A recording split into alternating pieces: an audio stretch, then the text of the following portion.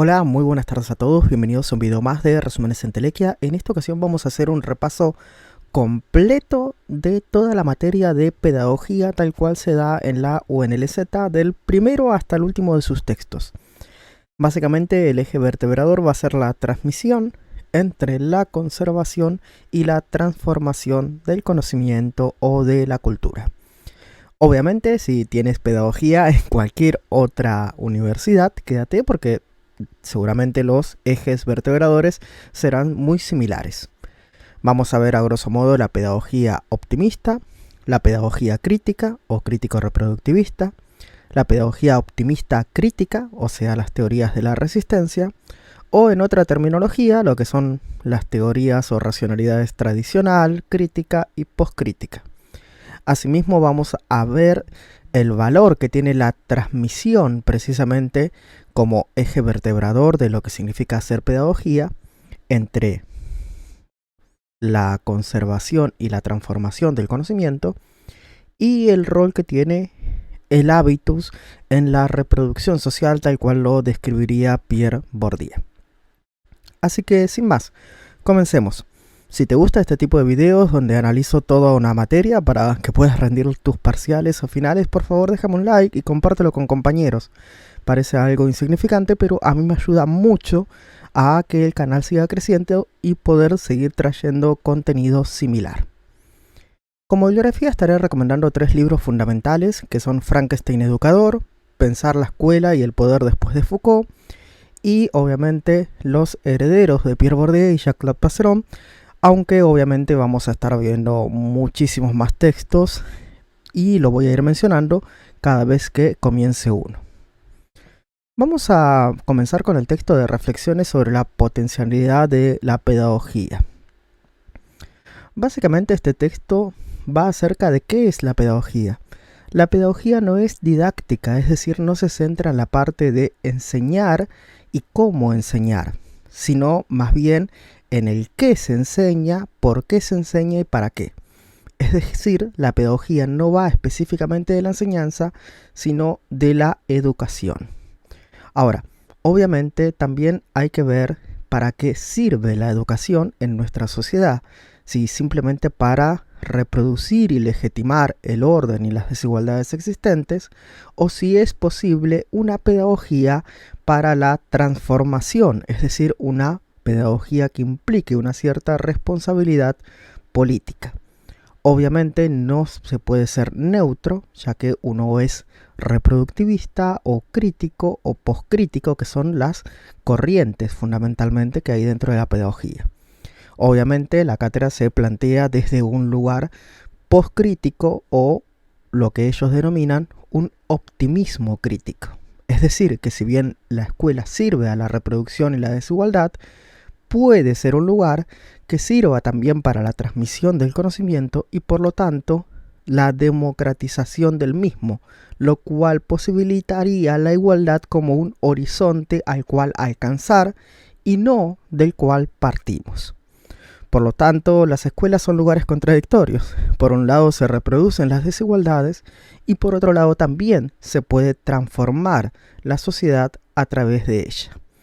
Por lo tanto, esta mirada desde la resistencia no niega la desigualdad social, pero posibilita la creación y la invención de un espacio que dé lugar a la lucha, a la democratización y precisamente a la igualdad.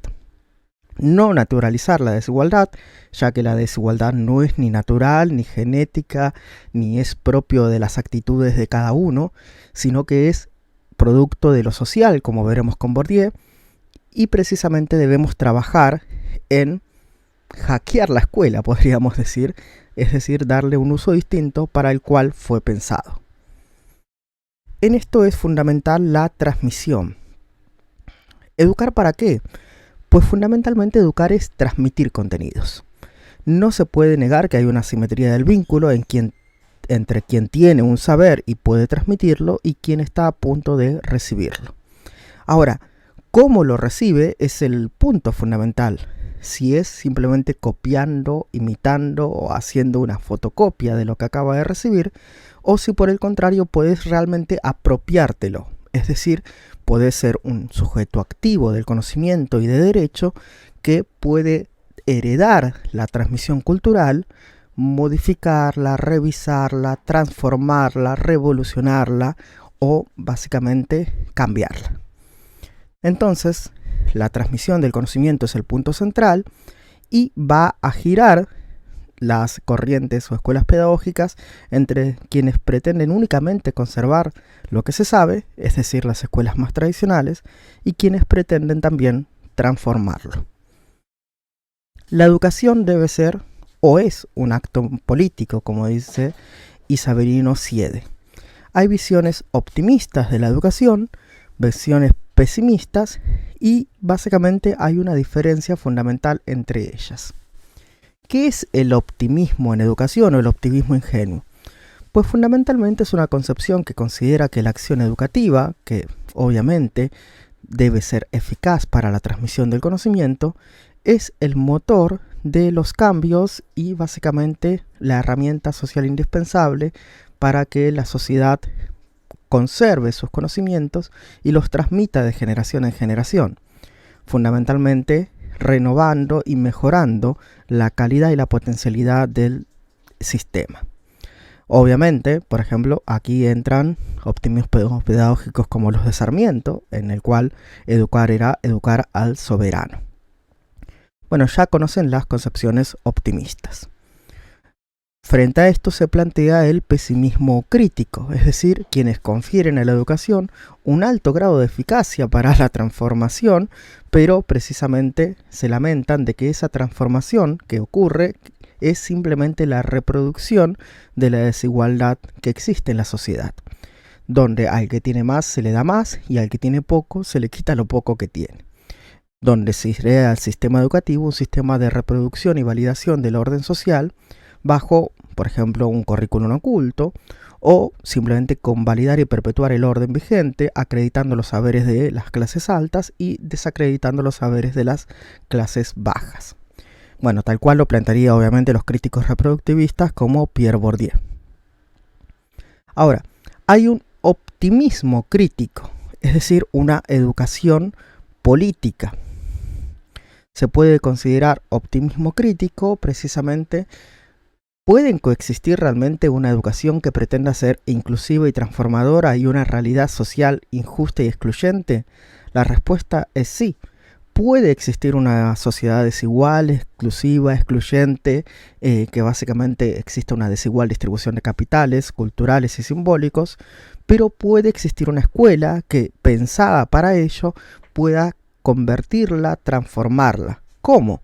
Fundamentalmente democratizando el saber, precisamente deslegitimando la naturalización de esa desigual distribución de capitales sociales, culturales y simbólicos. ¿Qué hace la pedagogía? ¿Por qué es importante la pedagogía?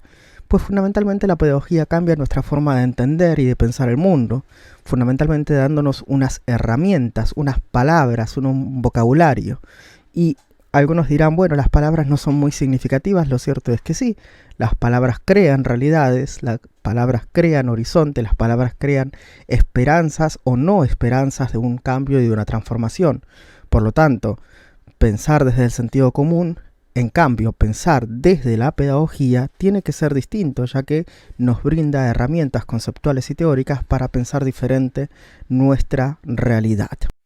El siguiente texto es Las tres racionalidades o modos de pensar la educación de Tadeu da Silva, un pedagogo brasilero. Fundamentalmente, básicamente hay tres teorías: las teorías tradicionales, las teorías críticas y las teorías postcríticas. ¿Cuáles son las teorías tradicionales? Las teorías tradicionales son las que se basan precisamente en la enseñanza, aprendizaje, en la evaluación, en la metodología, en la didáctica, en la organización, planeamiento, eficacia y objetivos de la educación. Vamos, que el objetivo fundamental de la educación es transmitir conocimientos, transmitirlo de la forma más efectiva, racional y metódica posible, evaluar si la transmisión ha sido llevada a cabo de forma eficiente y eficaz. Ahora existen las teorías postcríticas, que nacen obviamente en la sociología de la educación con autores como Pierre Bourdieu, o Antonio Gramsci o Althusser, que se preguntan por el rol o la función social de la educación. Ahí entran en juego cuál es la ideología, cómo se transmite la ideología imperante en el sistema educativo, la reproducción social legitimando las desigualdades de origen, el poder, es decir, cómo se impone una cierta conducta, la clase social y cómo se transmite un hábito social de clase y un conocimiento de clase, cómo sirve la educación al capitalismo y las relaciones sociales de producción, y obviamente qué lugar tiene la concientización, es decir, la toma de conciencia de todas estas relaciones de poder implícitas en el sistema educativo, y la emancipación o liberación, es decir, liberarse de ese sistema de reproducción. Obviamente da cuenta del currículum oculto, como por ejemplo que si bien hay un currículum de qué se enseña, el cómo se enseña y se impone determinadas conductas es un currículum oculto, y de la resistencia, es decir, que se puede hacer contra todo esto. También hay teorías postcríticas que, así como la enseñanza tradicional enseñaba de una única forma a todos por igual y homogenizaba, las teorías postcríticas se van a preguntar precisamente por la identidad, la subjetividad, la alteridad, la diferencia y cómo podemos ser distintos, y que eso está bien básicamente desde distintos puntos: etnia, raza, género, sexualidad, multiculturalismo. Entonces ahí están básicamente descritas las tres teorías o racionalidades. ¿Cuál es el papel de la cultura en la vida social?, se pregunta Marta de Clinosenti. La escuela precisamente transmite la cultura dominante. Los conocimientos escolares es una jerarquía de valores y saberes que precisamente van a reproducir y legitimar la desigualdad social entre quienes saben y quienes no, es decir, los incultos, subalternos o prerracionales, tal cual lo describe Bourdieu. Es la naturalización de la herencia cultural. Los chicos y jóvenes que vienen de clases altas tienen naturalizado el sistema enciclopédico, académico o de la cultura alta, y encuentran en la escuela precisamente lo que ellos ya están acostumbrados y ya están, por así decirse, consustanciados. Entonces se toman sus actitudes para la cultura como si fueran actitudes naturales. La escuela precisamente debe cumplir entonces una función compensatoria, ya que existe una desigualdad de origen, ya que hay una desigual distribución de capital social y cultural. La escuela tiene que venir a ser esa institución que tenga como horizonte poder igualar mediante la transmisión de la herencia cultural. Algunos lo traen de familia y a algunos se les debe impartir en la escuela precisamente. A los desposeídos de capital económico y cultural, la escuela tiene que ser el camino para apropiarse de los bienes culturales que no se les han dado en la familia. Por lo tanto, el sistema escolar, que está destinado a reproducir el hábitus de clase, entonces debe ser quebrado, debe ser hackeado. Entonces no debe reproducir estas desigualdades, sino igualar a las personas que han llegado a la escuela con diferente grado de educación. Porque todos sabemos, como dice Bourdieu, las clases altas simplemente son reeducados, o sea, reciben más de lo que ya tienen, y las clases bajas o los sectores subalternos son deculturizados. Se niega su cultura y se les transmite una que no les es propia o no les es natural o no les es familiar. Aquí recordarán el lugar o el rol que tiene el hábitus. El hábitus es precisamente, como dice Bourdieu, un sistema de disposiciones durables y duraderas que funcionan como estructurantes de la vida de las personas, constituyen una manera de ser, una predisposición, una tendencia, una propensión o inclinación a actuar de determinada manera. Es el producto de condicionamientos objetivos y organiza las prácticas contribuyendo a la reproducción de las estructuras. La constitución de los hábitos está ligada a la posición ocupada por el agente en el espacio social y en los distintos campos en los que participa. Vamos, que dependiendo de tu cantidad de capital al interior de un campo será tu posición, y ese será el hábitus de clase que vos poseas. Y va a determinar tus esquemas de percepción y acción, tu forma de entender la realidad y cómo actuar en consecuencia. Como disposición para actuar, percibir y sentir y pensar de una determinada manera interiorizada e incorpora por los individuos a lo largo de su historia. El hábito se manifiesta por la actitud para moverse y orientarse en la situación en la que se está implicado sin una reflexión consciente. Vamos, naturalizando lo social y siendo un esquema de percepción o un sentido práctico que te lleva a actuar de determinada manera. El concepto de hábitus permite analizar el punto de partida del individuo concreto, sujeto de la educación, y orientar la generación de estrategias para favorecer el proceso de creatividad. Esto se describe en Los herederos de Pierre Bourdieu. Recordemos que en Los herederos Bourdieu describe cómo los jóvenes de clases altas, al tener padres profesionales y estar habituados a la cultura académica y enciclopedista, encuentran en la escuela lo que ellos ya traían desde el hogar, de haber escuchado a sus padres en cada cena debatir sobre cuestiones culturales, por ejemplo. Entonces, precisamente al estar naturalizados su relación con la cultura escolar, ellos se ven como dotados, se ven como agraciados, se ven como privilegiados, que tienen un don, una facilidad, una actitud que otros no para la cultura. Se rehabilita o se acredita esa actitud con mejores calificaciones, cuadros de honor, felicitaciones, etc. Entonces de lo que se trata es de desnaturalizar aquello que simplemente es tu contexto, donde te has criado, es donde te favorece o no haber estado en contacto previamente con la cultura académica que se transmite en la escuela. Igual tengo un video aparte de Los herederos de Pierre Bourdieu, lo voy a dejar en pantallas finales para que puedas interiorizarte con el texto. Finalmente repasemos el texto sobre notas sobre la escuela y los modos de producción de hegemonía de Emilio Tenti Fanfani. Critica un texto de Tedesco que habla acerca del debilitamiento de la intención hegemónica del capitalismo de, por así decirse, imponerse mediante la escuela. Este debilitamiento, entiende Tenti Fanfani, no es que no exista hegemonía o el intento de imposición hegemónica, sino que es su triunfo absoluto. La hegemonía se impone más fácilmente cuanto más naturalizada esté, y si no puedes verla, es que se ha naturalizado completamente. Por lo tanto, la hegemonía cultural y política se ha logrado, y es precisamente desnaturalizando la hegemonía, y esta hegemonía que ha sido naturalizada como si fuera algo que ya ni siquiera se puede ver, es donde lograremos un cierto cambio o resistencia. El texto de Frankenstein Educador es un texto clásico de Fiel-Mérier, el cual básicamente aborda la tensión entre transmitir y crear, construir, formar a un sujeto.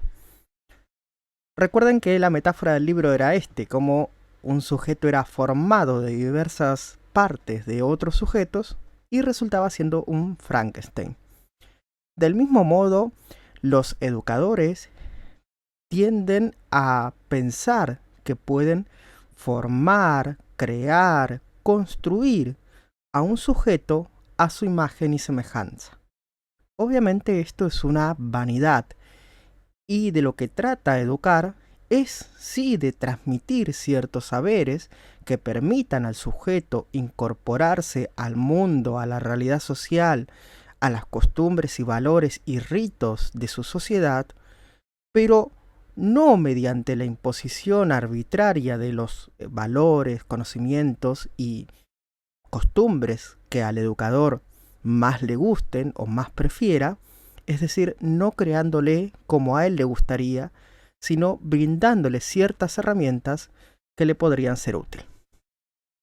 Obviamente aquí el rol docente es el de fomentador o facilitador de aprendizajes, no aquel que te inculca, que te impone, que te obliga a pensar como él. Hay una clara diferencia. Por lo tanto, Mérier propone 7 puntos para una revolución copernicana en la pedagogía. 1. Renunciar a convertir esa relación de filiación en una relación de posesión. Es decir, que vos tengas un niño no quiere decir que sea tuyo, por más que sea tu hijo o tu alumno, sino que mantener el vínculo en el cual tú tienes que ayudarle a formarse sin imponerse. 2. Debe reconocerse aquel como que llega como una persona que no puedo uno moldear a mi gusto. ya que obviamente moldear a la otra persona a tu imagen y semejanza, a tus gustos, a enfrentar lo que tú enfrentas, a intentar fabricarlo, solo va a generar rechazo en la otra persona. 3. Aceptar que la transmisión de saberes y conocimientos no se realiza nunca del modo mecánico, siempre es una construcción, siempre es una negociación, siempre es un proyecto en común. 4. Constatar que nadie puede ponerse en el lugar del otro y que todo aprendizaje implica una decisión del que aprende. Por más que vos enseñes, el otro puede no aprender o decidir no aprender lo que vos le estás enseñando. Siempre parte del que aprende, la voluntad. 5. No confundir el no poder del educador en lo que hace a la decisión de aprender y el poder que sí tiene sobre las condiciones que posibilitan esa decisión. El hecho de que vos no puedas imponerte no quiere decir que no puedas facilitar los aprendizajes. No hace falta que, por ejemplo, te tires a chanta y no hagas tu trabajo como educador, brindándole ese espacio de seguridad para que el otro pueda aprender, sin las evaluaciones y expectativas. 6. Inscribir en el seno de toda actividad educativa la cuestión de la autonomía del sujeto. Se educa precisamente para que la otra persona pueda ser libre, pueda ser independiente, pueda valerse por sí mismo, independientemente de vos, de lo que le has enseñado o de lo que le has inculcado. 7. La séptima exigencia es la revolución copernicana de la pedagogía, consiste en asumir la insostenible ligereza de la pedagogía. Vamos, esto de lo que hablaba Freud, de que la pedagogía es el único junto con psicoanalizar y gobernar, la única profesión imposible, ya que precisamente depende de ambos y también del educando y permite precisamente que esta actividad pueda no ver los resultados. Pero esto es lo que plantea Mériès, que en conclusión no se trata de transmitir en sí mismo, de inculcar o de imponer, sino más bien de posibilitar el aprendizaje que le permita al otro subjetivarse e insertarse socialmente, permita la libertad y la autonomía. Cuando enseñamos, no estamos salvando al niño o al alumno, el alumno nos está salvando a nosotros, dirá Mériès. Los sentidos del verbo educar, de Graciela Frigeiro. Los textos los voy a ir repasando solamente sus puntos centrales porque si no este video tendría 3 horas. Precisamente rescata el aspecto político del verbo educar. Cuando uno educa, cuando uno transmite, lega una herencia. Y obviamente esta herencia se la estamos legando al colectivo, a la sociedad toda, a la cultura, a los próximos que vendrán, a las próximas generaciones. Y estas nuevas generaciones tienen el poder y la libertad de aceptar lo que le estamos brindando, de rechazarlo, de continuarlo o de modificarlo. De eso se trata una herencia, tomarla y hacerla tuya. Por lo tanto, nosotros cuando estamos impartiendo clases, cuando estamos transmitiendo, no solamente estamos transmitiendo nuestra visión del mundo, sino que estamos posibilitando al otro una inserción en un mundo para incorporarse a las nuevas generaciones y tal vez, ¿por qué no?, reinventarla. Es decir, reinventar todo lo que nosotros no hemos podido solucionar, todo lo que nosotros no hemos podido arreglar, tal vez las nuevas generaciones sí puedan. Así que no se trata tanto de imposición, sino como brindar unas ciertas herramientas y que las nuevas generaciones decidan. El siguiente texto es Pensar la escuela y el poder después de Foucault, de Inés Dussel. Todos recordaremos la obra crítica de Foucault, El vigilar y castigar, los métodos del buen encauzamiento. Todos sabemos que en las aulas hay una cierta imposición de reglas y normas, de exámenes, de adecuarse a reglas, que lo que va a hacer es normalizar al alumno. Es decir, que el alumno se adecúe a cierto patrón, a cierto estándar de lo que la institución considera normal. Desde la manera de parar, de vestirse, de hablar, etcétera, etcétera, etcétera. El cuerpo es lo que se pretende impartir doblemente un grado de utilidad y sometimiento o docilidad. Esto es lo que establece Foucault. Ahora bien, ¿se puede hacer una de las dos cosas, dice Inés. Se puede únicamente impartir sometimiento, sin impartir utilidad alguna. Por lo tanto, educar tendría que ser precisamente brindar estas herramientas al niño, al joven, para que pueda desarrollar su autonomía y su libertad. Es decir, volverle una persona útil, más allá de la imposición arbitraria de la norma. Después, el de adulto ya sabrá más o menos cómo liberarse de la imposición del estándar, de la norma, de la normalización. Pero al menos educar tiene que incluir la parte de la utilidad, no solamente la imposición arbitraria y la docilidad en el comportamiento. El siguiente texto es el texto de límites y posibilidades de la transmisión de la cultura de Glynocenti y su colega. La transmisión precisamente es de lo que venimos hablando acerca de lo que va la pedagogía. La pedagogía ha ido de muchas cosas precisamente, pues muchos han sido sus objetos a lo largo de la historia. Pero la transmisión de la cultura es uno de los fundamentales. Hemos visto los aspectos críticos de la transmisión, es decir, la transmisión no únicamente como imposición de un arbitrario cultural, como diría Bourdieu, como dirían los críticos reproductivistas, sino precisamente esa transmisión que es un acto humanizante, un acto subjetivante, un acto instituyente y un acto liberador. Un acto que permite precisamente en un sistema democrático la posibilidad de acceder a la educación de forma universal y masiva, a las herramientas simbólicas que ha producido una sociedad y la distribución de los saberes de forma lo más equitativa posible en toda la sociedad. Esto permite al niño incorporarse a la cultura, incorporarse a su sociedad, a los valores que en ésta se manejan y le permite subjetivarse precisamente.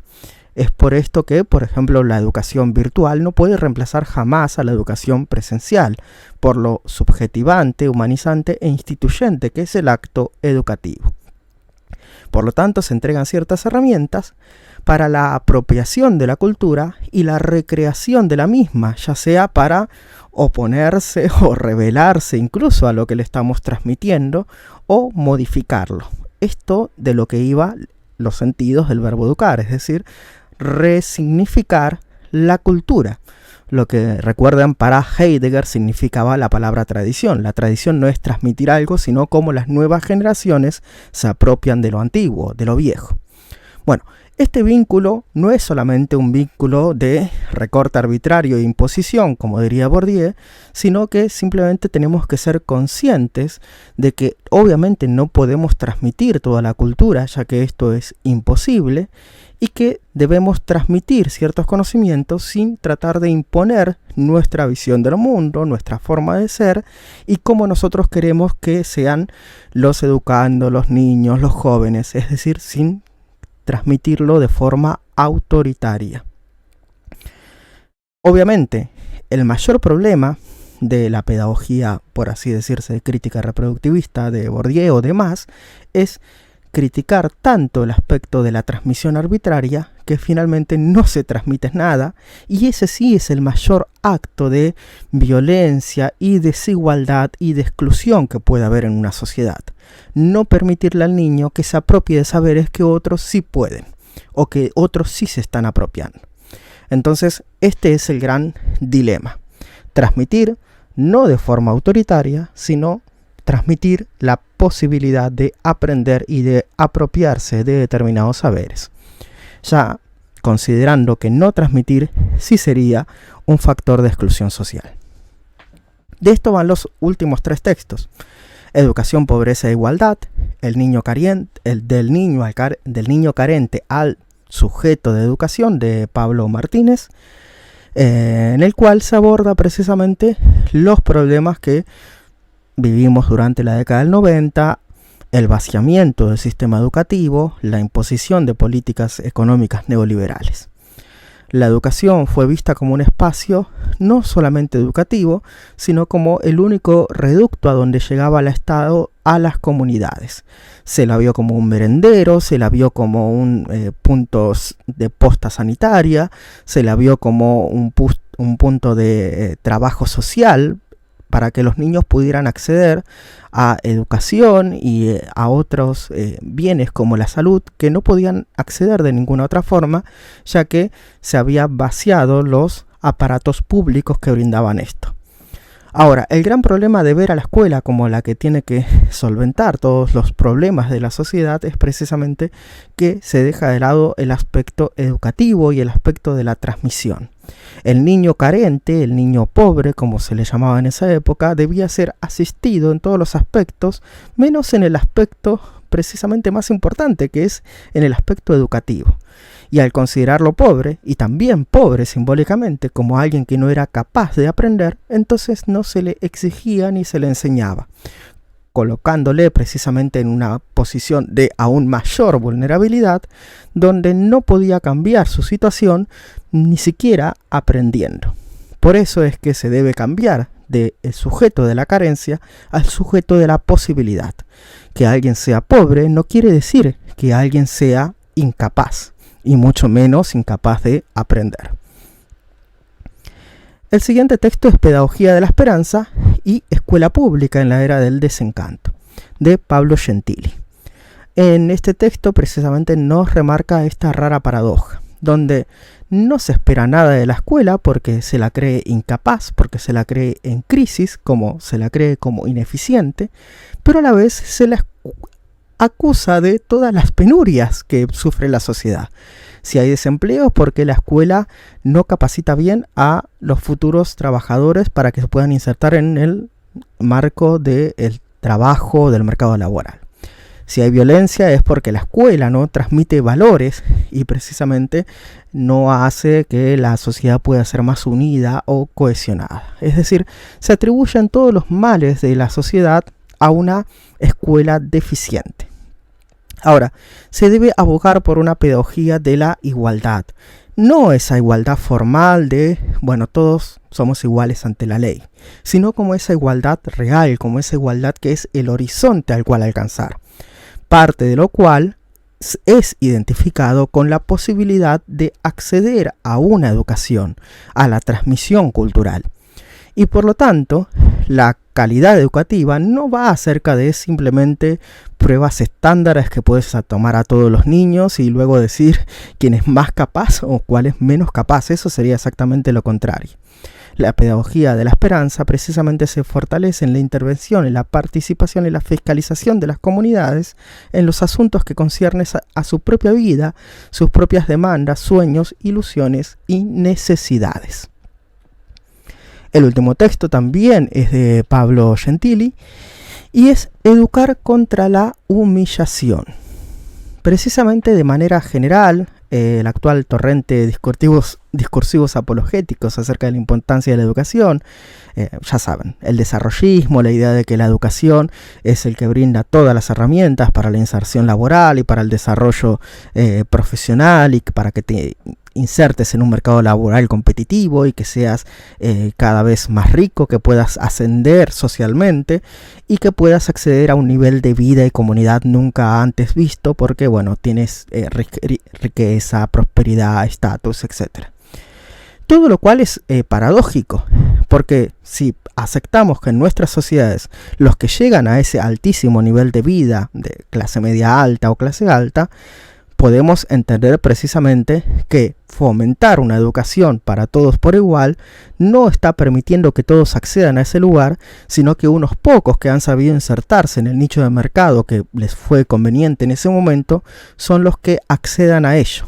Es decir, más educación no va a producir más igualdad, porque precisamente lo que el mercado está generando es la propia desigualdad en esta competencia extrema.